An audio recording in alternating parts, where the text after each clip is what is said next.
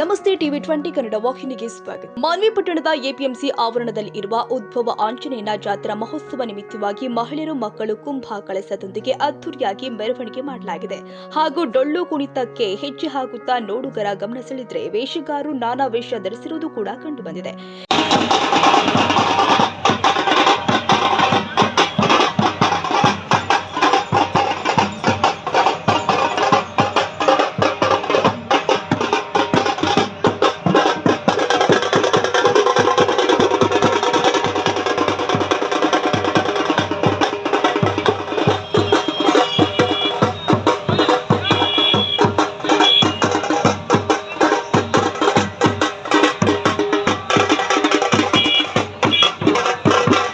APMC ಆವರಣದಲ್ಲಿ ಇರುವ ಆಂಜನೇಯನ ಪವಾಡ ಹೆಸರುವಾಸಿಯಾಗಿದ್ದು, ಹೀಗಾಗಿ ಮಾನ್ವಿ ಪಟ್ಟಣದ ಪ್ರತಿಯೊಬ್ಬರು ಬಂದು ಆಂಜನೇಯನ ಆಶೀರ್ವಾದ ಪಡೆಯುತ್ತಾರೆ ಎಂಬುದು ಇಲ್ಲಿನ ಪ್ರತೀತಿ ಇದೆ. Syed Khader Basha, TV 20 Kannada news, Manvi.